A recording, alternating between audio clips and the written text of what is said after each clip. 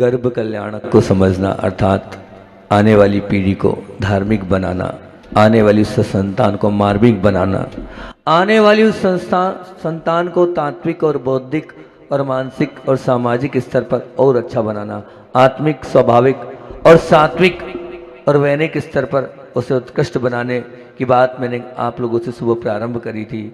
और मैंने उन अष्टकुमारी देवियों के विषय में भी आपको बताया था कि किन देवियों का कौन सा कार्य होता है, और उन माताओं के लिए अगर वो चाहते हैं माता पिता की हमारी कोख से जन्म लेने वाली वो संतान वो कुछ ऐसा कर जाए कि उसके माध्यम से क्या नाम हो, नाम रोशन हो। मैंने भी परसों बहुत अच्छी बात बोली थी वहाँ पर मंदिर जी में मैंने ये बोला था कि वो पुण्यशाली संतान होती है जिनके नाम से कहा जाता है कि ये उनके पिताजी हैं, ये उनके पिताजी हैं।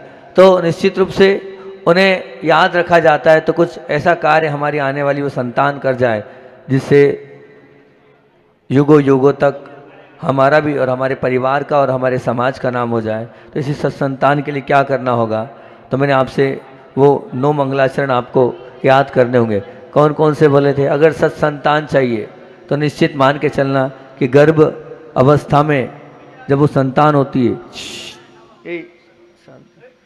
गर्भ अवस्था में जब संतान होती है तो उसका संस्कार अवश्य बढ़ता है। और आप लोगों ने महाभारत का वो कथानक तो सुना ही होगा कि महाभारत के उस कथानक में जब अभिमन्यु गर्भ में था और गर्भ में था चक्रव्यूह का भेदन का वो जो रहस्य है वो अपनी धर्मपत्नी को सुना रहा था। लेकिन क्या हुआ, माँ ने थोड़ा आलस कर लिया और माँ ने थोड़ा प्रमाद कर लिया और क्या हुआ, नींद लग गई और सब कुछ चला गया।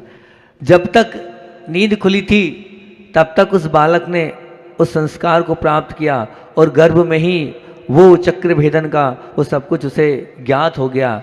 और बाद में जब वो सो गई थी तो वो सो गई तो निश्चित रूप से अंदर बैठी आत्मा भी सो गई, और जब सो गई तो कुछ भी प्राप्त नहीं कर पाए। इसलिए अगर आप चाहते हैं कि हमारे गर्भ में आने वाली संतान अच्छी बने, पवित्र बने, पावन बने, तो उसके लिए क्या करना होगा, तो वो 9 बातें आप लोगों के बीच में मैंने रखी थी। इसका प्रारंभ सुबह किया था कि सत्संतान की प्राप्ति करना है तो प्रभु के गीत गाने होंगे, सत्संतान की प्राप्ति करना है तो प्रभु से प्रीत करनी होगी, और सत्संतान की प्राप्ति करना है तो प्रभु की सीख मांगनी होगी, सत्संतान की प्राप्ति करना है तो प्रभु की बोली पढ़नी होगी, और सत्संतान की प्राप्ति करना है तो प्रभु की झोली भरनी होगी, और सत्संतान की प्राप्ति करना है तो प्रभु की डेली चढ़नी होगी, और सत्संतान की प्राप्ति करना है तो प्रभु की मूर्ति बनना होगा, और सत्संतान की प्राप्ति करना है तो प्रभु की धुरी बनना होगा, और साथ साथ में 90 नंबर पर सत्संतान की प्राप्ति करना है तो प्रभु की रट लगानी होगी। मैंने आपसे सुबह बात करी थी प्रभु के गीत गाने होंगे, और प्रभु के गीत गाने में मैंने आपसे कहा था कि आचार्य भगवान ने शांति भक्ति एक महान पाठ है उसके विषय में बताया था। मैंने कहा था जब तक गर्भ में सत्संतान है तब तक आपको आध्यात्मिक भजन, भक्तामर और जो अच्छे से अच्छे पाठ हो सकते हैं वो करना चाहिए। और साथ साथ में एक महान पाठ जो मैंने आपको बोला था कि सहस नाम का वो पाठ है, आप उसको भी करें तो बहुत अच्छी बात है, अलौकिक शक्ति को लिए वो पाठ है। और अब दूसरे नंबर पर निश्चित मान के चलना कि आप उस संतान की प्राप्ति करना चाहते हैं तो दूसरे नंबर पर मेरा मंगलाचरण क्या है, आपको याद रखना है। मंगलाचरण भी तो चलेगा ये मंगलाचरण, प्रभु से प्रीत लगानी होगी। क्या बात है, बहुत अच्छा। अष्टकुमारियों की आवाज़ आ रही है तो निश्चित रूप से वो प्रवचन ध्यान से सुन रही है। प्रभु से प्रीत लगानी होगी। प्रभु से प्रीत का तात्पर्य क्या है? प्रभु से प्रेम करना होगा।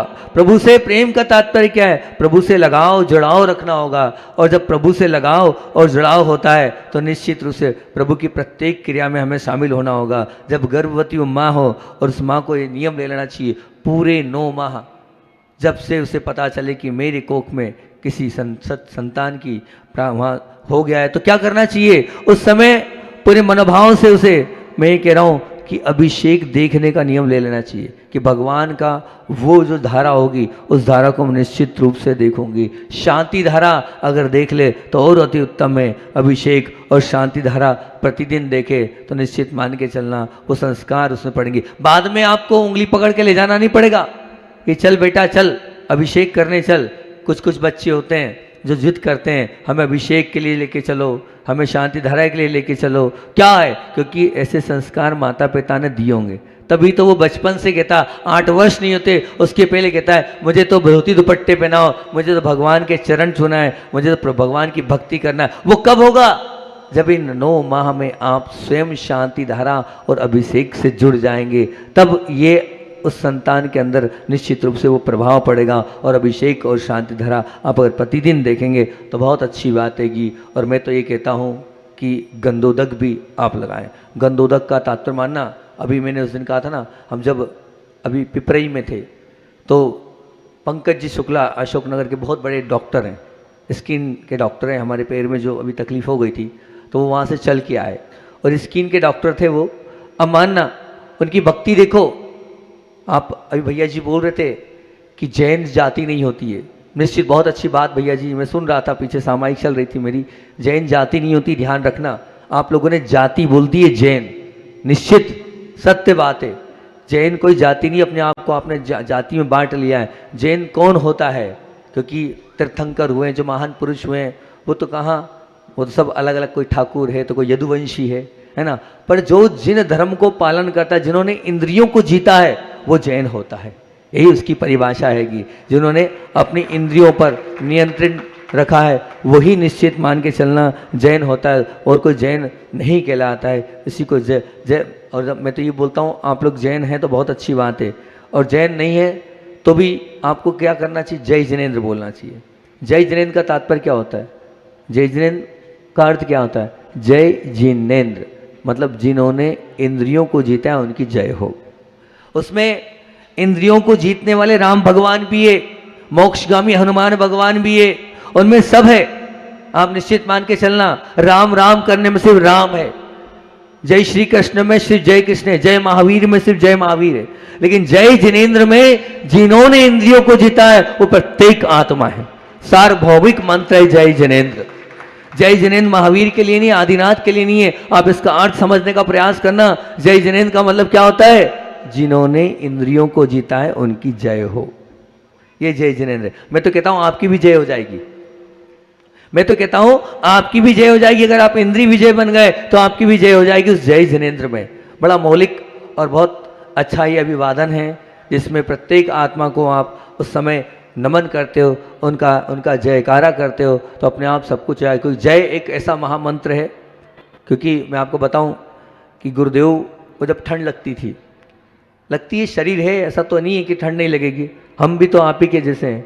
ठंड लग रही है या मान लो गर्मी है या कोई तकलीफ है, तो गुरुजी ने कभी ये नहीं कहा ठंड लग रही। वो क्या कहते? जय हो जय हो जय हो जय हो जय हो जय हो। ये उनके शब्द रहते थे।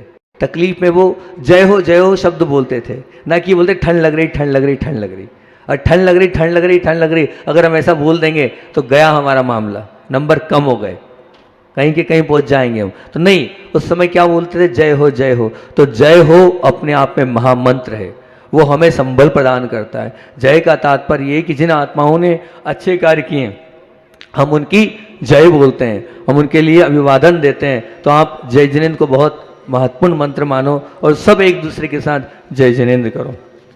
सब मैं तो कहता हूँ कि आप अपने माता पिता से भी करो, अपने और भी अन्य जो परिचित हैं उनसे बात की शुरुआत ही काय से करो? जय जिनेंद्र। अभी विधायक जी आए थे तो विधायक जी से आपको क्या करना था? जय जिनेंद्र। क्या करना था?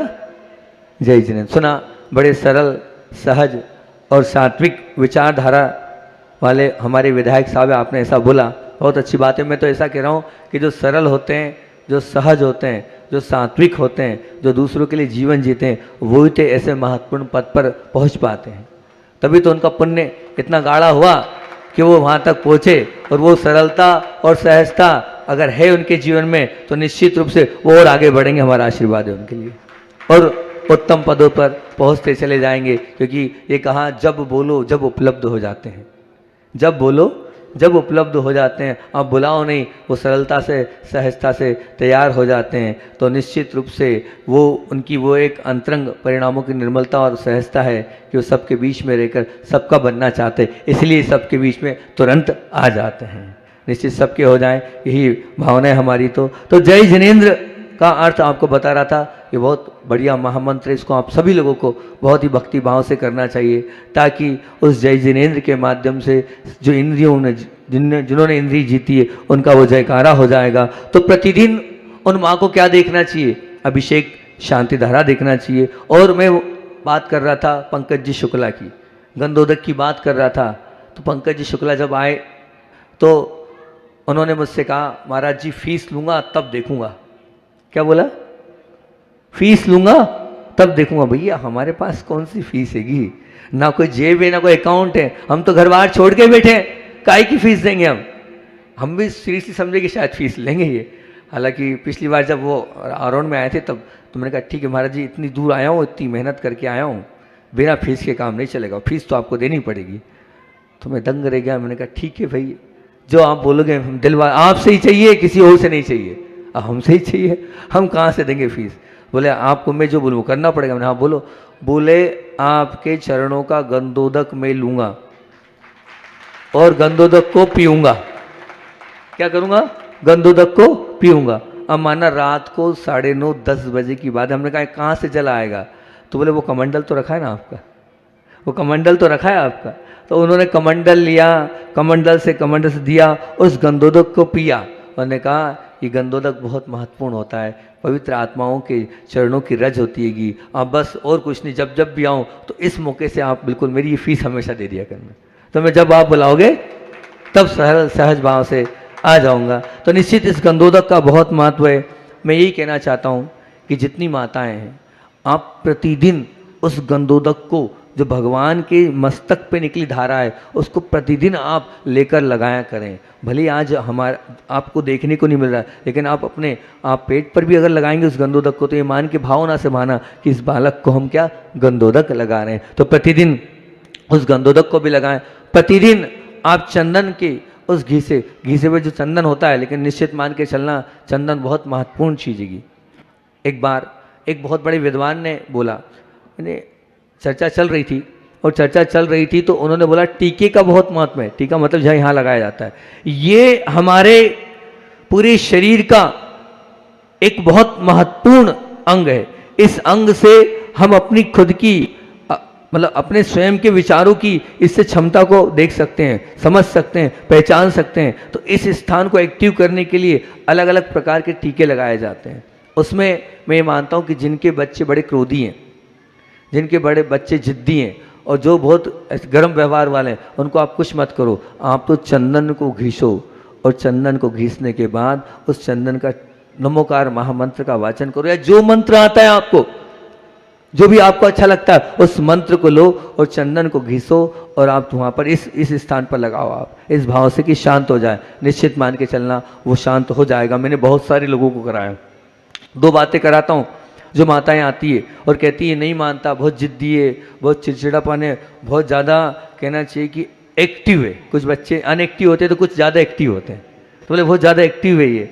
तो मैं उनसे 2 बातें बोलता हूँ कि गुस्से को शांत करना है। एक नियम, सोना कभी मत पहनाना, गोल्ड कभी मत पहनाना बच्चों को, नहीं तो और ज़्यादा वो चिड़चिड़ा हो जाएगा और क्रोधी हो जाएगा। मैंने कहा चांदी जितनी पहना सकते उतनी चांदी पहना देना। आजकल सोना चांदी के भाव बढ़ गए है ना, तो चांदी आप जितनी पहनाना हो चांदी पहना देना, और ये चंदन का आप तिलक यहाँ लगा देना। निश्चित ये 2 बस आप 2 प्रयोग करना, आपका जो बच्चा है जो क्रोधी है वो शांत हो जाएगा अपने आप। बस मंत्रों का वाचन करके इस कार्य को करना। और चांदी को भी आप अगर अच्छे नक्षत्र में, अगर अच्छे मुहूर्त में पहनाएंगे तो उस चांदी का सुफल मिलेगा और उससे शांति की प्राप्ति होती चली जाएगी। तो ये गंधोदक और टीके लगाने का काम प्रतिदिन होगा, तब प्रभु से प्रीत होगी। और साथ में देखो ऐसा है कि अगर आप उस समय पूजन कर लें अष्टद्रव्य से, क्योंकि हमारे यहाँ उल्लेख मिलता है शास्त्रों में, आहार दान तो 5 महीने तक, उसके बाद नहीं, लेकिन पूजन तो अंतिम दिन तक, 9वें महीने के आखिरी दिन तक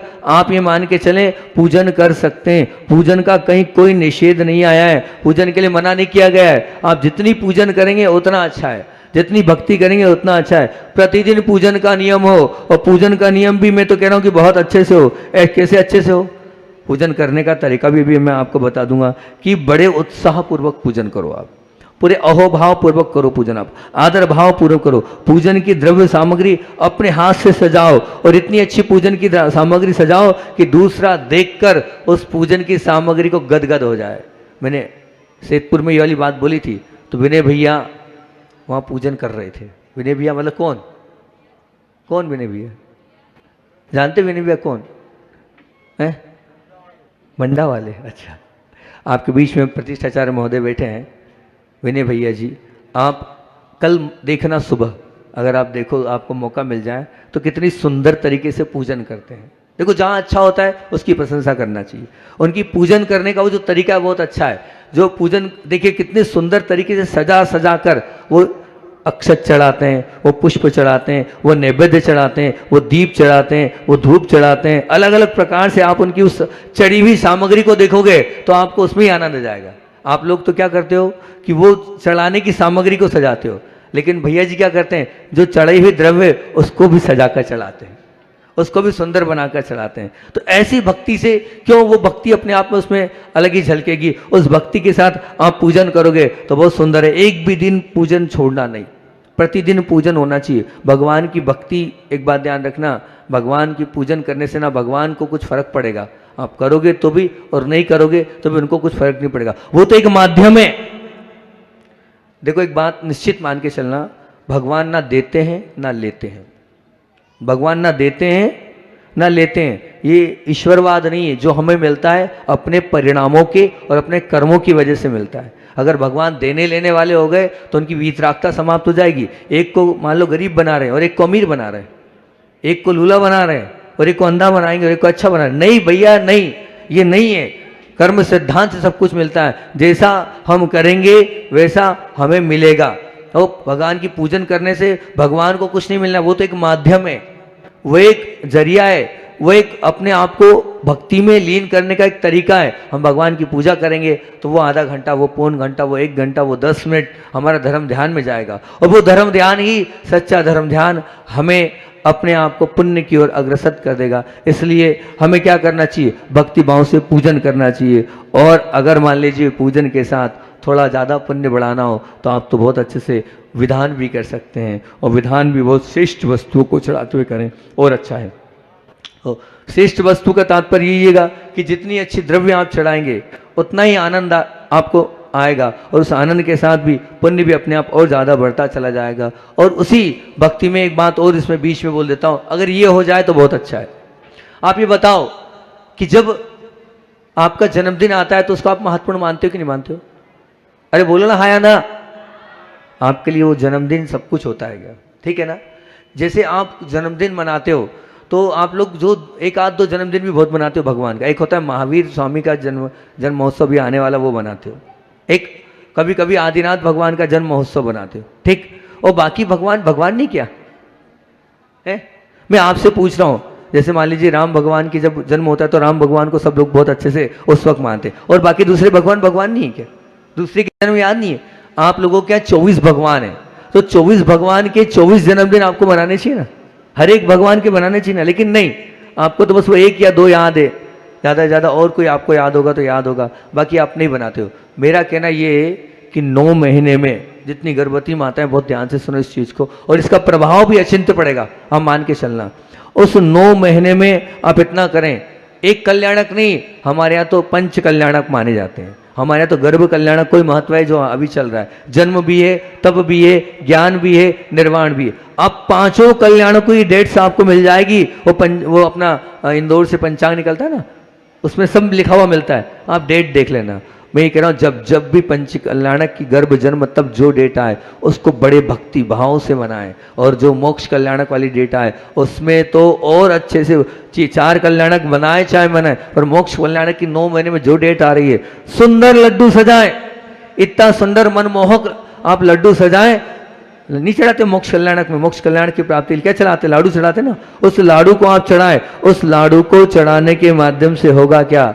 होगा यही कि हम जब उस लाडू को चढ़ाएंगे तो निश्चित मान के चलना उसके माध्यम से उस को स्वाहा करने के माध्यम से वो मोक्ष फल की प्राप्ति हमें भी हो जाए। तो आप जितने अच्छे से आप लाडू चढ़ाएं, उन कल्याणकों को ना भूलें, और उत्कृष्ट द्रव्य के साथ, विशेष द्रव्य के साथ उत्साहपूर्वक आप द्रव्य चढ़ाएंगे तो बहुत अच्छी बात होगी। और ये निश्चित है कि पूजन की द्रव्य सामग्री स्वयं अगर आप अपने हाथों से सजाएंगे तो उसका भी एक अलग ही आनंद हो सके। तो मैं तो इतना कहता हूँ कि पूजन द्रव्य सामग्री आप चाहें तो दूसरों के लिए भी दे सकते हैं। दूसरों के लिए देने का तात्पर्य क्या है? वो जो पूजन द्रव्य सामग्री आप तैयार कर रहे हैं, उस पूजन द्रव्य सामग्री को आप अपने लिए तो तैयार कर ही रहे हैं, लेकिन उस समय आप दूसरों को भी पूजन द्रव्य सामग्री अगर करके देंगे, सजा कर देंगे तो और अच्छा होगा। उससे आपका पुण्य और बढ़ता चला जाएगा, आपका पुण्य और उत्कृष्टता की ओर होता चला जाएगा। और हो सके तो मैं ये बोलता हूँ कि सिद्ध चक्र, एक बार उस 9 माह की उस प्रक्रिया में आप सिद्ध चक्र विधान, एक सिद्ध चक्र विधान कर लें, लेकिन कम से कम एक सिद्ध चक्र विधान अवश्य कर लें। इससे भी अतिशय पुण्य आपका बनता चला जाएगा। इसके माध्यम से भी आप ये मान के चलना, एक बार आपने सिद्ध चक्र विधान कर लिया, उस सिद्ध चक्र विधान के पुण्य से, उस सिद्ध चक्र विधान के प्रताप से कोई बीमारी होगी, कोई पीड़ा होगी, कोई भी ऐसा कुछ होने वाला होगा, वो उस पुण्य से अपने आप चला जाएगा, अपने आप समाप्त तो होता चला जाएगा। और तो और क्योंकि प्रभु से प्रीत लगानी है, तो प्रभु से प्रीत होती है तो हम सब कुछ प्रभु के लिए समर्पित कर देते हैं। तो आप अगर आपके आसपास अनुकूलता बन जाए तो जहाँ भी जिस स्थान पर मंदिर है उस मंदिर की साफ सफाई होना चाहिए। जैसे आपने घर की साफ सफाई करते हो, उसी प्रकार मंदिर की भी आप लोगों को क्या करना चाहिए? साफ सफाई करना चाहिए। ये इस प्रकार से हम मंदिर को भी व्यवस्थित रख लें, उससे भी बहुत तगड़ा पुण्य अपने आप में इकट्ठा होता चला जाएगा। उस पुण्य के माध्यम से आप अपने जीवन को उत्कृष्ट और महान बना सकते हैं। और मैं ये इतना जरूर कहता हूँ कि जहाँ के मूल नायक भगवान है, जिस स्थान पर आप हैं उस स्थान के जो मूल नायक भगवान है, उन मूल नायक भगवान को आप 8 दिन तक अलग अलग द्रव्यों से अर्घ्य चढ़ा सकते हैं।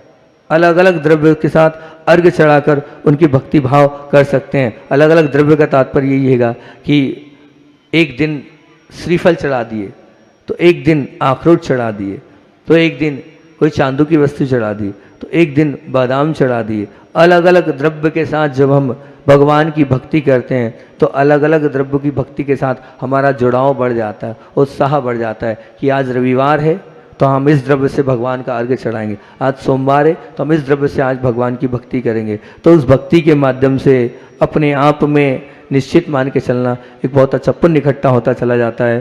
तो प्रभु की गीत मानने, प्रभु की गीत गाने होंगे और प्रभु से प्रीत करनी होगी। निश्चित रूप से प्रभु के गीत और प्रभु से प्रीत करनी होगी। आज विधायक जी आए हैं, गए कि बैठे कि चले गए? बैठे हैं, बैठे हैं। विधायक जी, हम जब यहाँ आए थे तो इस गांव की हमने व्याख्या करी थी। आप आए तो आपको सुना दे, जब यहाँ आए हो तो इस गांव की क्या व्याख्या, जब हम पहली बार यहाँ आए थे तो इस गांव की व्याख्या करी थी हमने। कचनार ये गांव है और कचनार क्या कह रहा है, कचनार की व्याख्या जो हम, क्योंकि हम जहाँ जाते हैं निश्चित रूप से उस स्थान की व्याख्या को हम करते हैं, बताते हैं। तो कचनार की अगर किसी को याद है तो बताओ, नहीं तो हम तो बताएंगे, हमारा तो काम ही बताने का रहेगा। कोई याद नहीं याद कचनार वाले कि भूल गए? बोलो कचनार वालों, याद है कि भूल गए? आज विधायक जी आए तो हमने कहा उनको सुना दें आप लोगों की गांव की परिभाषा, उनके निमित्त से आप लोगों को बता दें कि कचनार गांव क्या कह रहा है। कोई है एक आध जना? नहीं है, हमें ही सुनाना पड़ेगा। हाँ बोलो, कचनार का क्या बोल रहा है? कचनार का क्या बोल रहा है? कर्तव्य क्योंकि मैंने ये सोचा कचनार वालों का कल्याण होना चाहिए। क्या होना चाहिए? क्या होना चाहिए? कल्याण होना चाहिए। कचनार वालों का क्या होना चाहिए? कल्याण होना चाहिए। उस कल्याण को लेकर ही मैंने चिंतन किया था और चिंतन में ये वाली बात यहाँ पर अपने भावों से पूरी थी कि कचनार का क्या बोल रहा है? क्या बोल रहा है? कर्तव्य करने वाले का ही कल्याण होता है।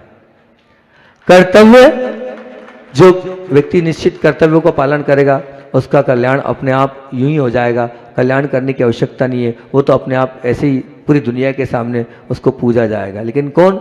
जो कर्तव्य मनोभाव पूर्वक करेगा। और क्या बोल रहा है? क्या, जिसकी अभी चर्चा चल रही थी कि चरण रज पाने वाले का ही कल्याण होता है। अभी आप पंकज जी शुक्ला का उदाहरण अशोकनगर वाले डॉक्टर साहब का दिए, शुक्ला जी का।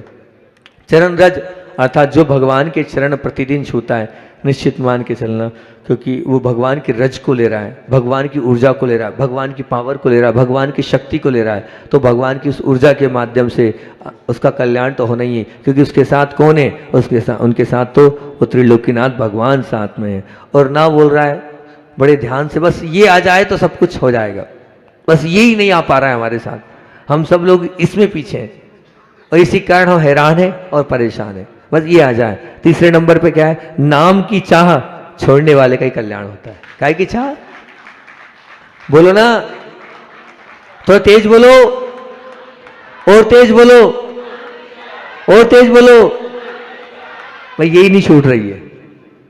चरण रस तो बहुत सारे लोग ले लेते हैं, हाँ हम रोज अभिषेक करते हैं महाराज, ठीक है, हम कर्तव्य पालन कर रहे हैं, क्या कर्तव्य बच्चों को पालने का कर्तव्य वो भी कर लेते हैं, वो कोई बहुत बड़ी बात नहीं है। और जो कर्तव्य माता पिता की सेवा वो भी कर लेते हैं। लेकिन तीसरे नंबर का जो चिंतन हमने किया, कशनार का ना, सब लोग एक ही चीज की भूखे हैं, सिर्फ नाम के। मेरा नाम नहीं लिया, मेरा नाम आगे नहीं किया, उसी में लड़ रहे हैं, झगड़ रहे हैं, एक दूसरे के साथ कसाई कर रहे हैं, एक दूसरे के साथ उसी में काटापीटी कर रहे हैं। अरे का नाम, वो नाम चक्रवर्ती का नाम नहीं रहा है बा, वो चक्रवर्ती भी क्या हुआ, नाम लिखा और उसका नाम क्या हुआ, एक का नाम मिटाने के बाद दूसरे का नाम आया, कहाँ नाम में लगे हो आप। ध्यान रखना, जो नाम की भूख से अगर कोई कार्य कर रहे हो आप, वो कार्य वो धर्म नहीं है, वो धर्म की श्रेणी में नहीं आएगा।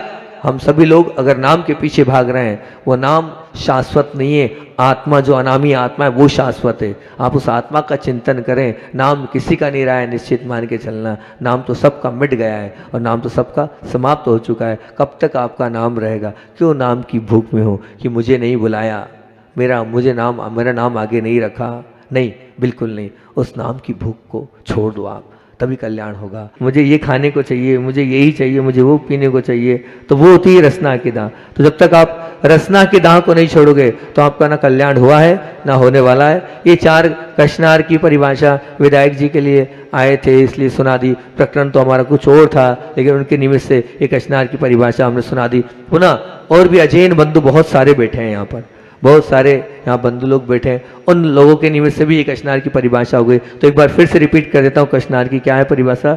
कशनार का क्या बोल रहा है, कर्तव्य करने वाले का ही, बोलो ना, तुम लोग इतना तो बोल सकते हो, इतनी बार 2-3 बार तो सुना दी होगी मैंने। कर्तव्य करने वाले का ही, चरण रज पाने वाले का ही, और नाम की चाह छोड़ने वाले का ही, और रसना की दाह छोड़ने वाले का ही। मैं चाहता हूं यहाँ जितने लोग हैं सभी का कल्याण हो, लेकिन ये कशनार की जो परिभाषा है ये जीवन में उतारोगे तभी कल्याण होगा, नहीं तो कल्याण ना हुआ है और ना कल्याण हो पाएगा। अगर आप कल्याण करना चाहते हैं तो इन बातों को बहुत अच्छे से लें। आपका समय भी हो रहा है और आगे अभी तो बहुत सारे रह गए, 6 बिंदु रह गए आप लोगों को इस गर्भ कल्याण के महामहोत्सव में बताने के लिए। लेकिन अभी मैं प्रयास करूँगा, कल का दिन है, उस कल के दिन में ये 6 सुबह और शाम में आपको जो बाकी के 6 बिंदु हैं कि प्रभु की सीख माननी होगी, क्या प्रभु सिखाते हैं वो माननी होगी, और प्रभु की बोली माननी होगी तो बोली क्या है वो, और प्रभु की झोली भरनी होगी तो झोली कैसे भरते हैं। आपको लग रहा हो प्रभु की कहाँ है झोली, पर मैं आपको बताऊंगा प्रभु की झोली कैसी भरी जाती है, अभी आपको सिखाऊंगा, समझाऊंगा। और प्रभु की डेली चढ़नी होगी वो भी आपको बताऊंगा। और प्रभु की सबसे बड़ा मार्मिक बिंदु तो प्रभु की मूर्ति बननी होगी, और प्रभु की मूर्ति बनना अपने आप में बहुत कठिन काम है, वो भी आपको सिखाने का प्रयास करूंगा। और प्रभु की धुरी बनना होगा और प्रभु की रट लगानी होगी। इन सब पर चर्चा अपना समय हो रहा है, क्योंकि आपको आगे का विधान भी करना है, कल करेंगे। इतने ही रखते हैं। बोलिए आचार्य भवन विद्यासागर जी महामुनि राज की।